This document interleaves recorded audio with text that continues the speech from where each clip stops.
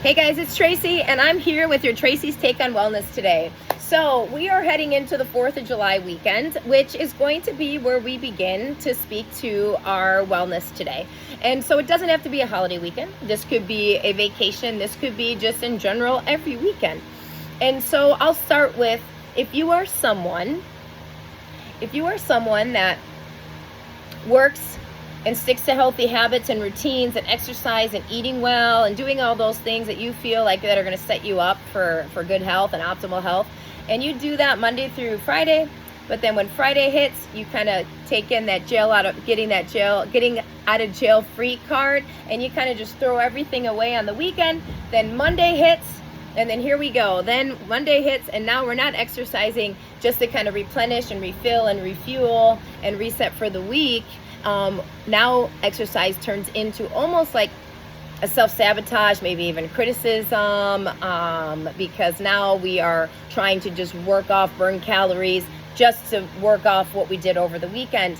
And so that it's a toxic behavior that kind of probably continues to add to a toxic feedback loop. So if that someone is you, and at some time, it's probably all of us fall into those habits, and I call them toxic because it keeps us from getting to where we want to go.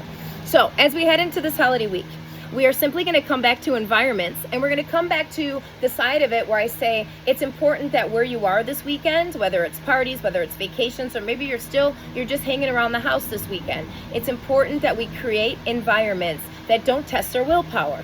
Well, Tracy, how do we create environments that don't test our willpower when we're in someone else's environment? Well, I'm going to give you 3 hacks that are super simple, and really it's just kind of like a mind trick, okay? But maybe it's something for someone that you're like, okay, I'm going to try it. And if you believe it to be something that works for you and you're intentional about it, then I feel that it will work for you to help get you out of where you are stuck, to bring you through to the next level of where it is on your journey. All right, here we go. 3 disciplines. You're going to a barbecue this weekend. What can you do to create an environment that doesn't test your willpower? Well, one, it might be as simple as not having your social conversations by the food table, okay? That's been a toxic habit of mine for years and years and years, right? Where I'm usually social is by the food table. And what are you usually doing when you're social by the food table? You're just eating. So for me, that's your first hack.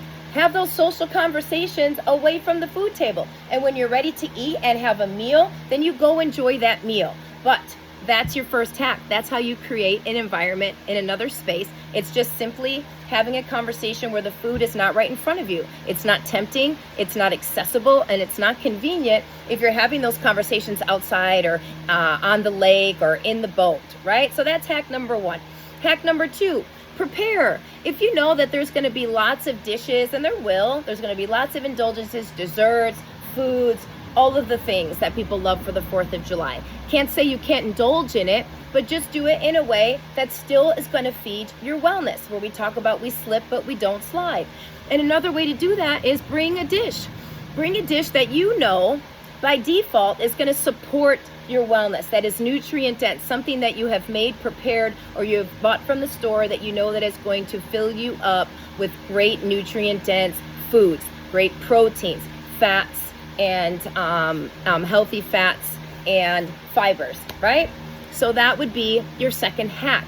Bring something that you know you can eat. Doesn't mean you can't indulge on the other things, but when it comes back to, you know that you have something there that's going to support your wellness, and it also supports you not making an excuse that there was no access to healthy food, okay? So it comes back to responsibility on your part to plan and prepare.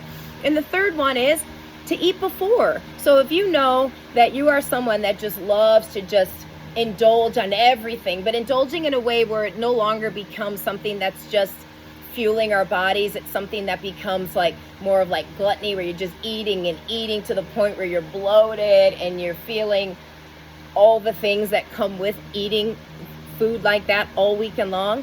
Eat before, right? I have a perfect example. We went to a barbecue last night, okay? Now I know there is great food there, but I was to a point where I hadn't eaten all day, like I was ravenous. So I knew no matter how good I am in my own disciplines, I was going to go to that barbecue and eat everything just because I hadn't eaten all day.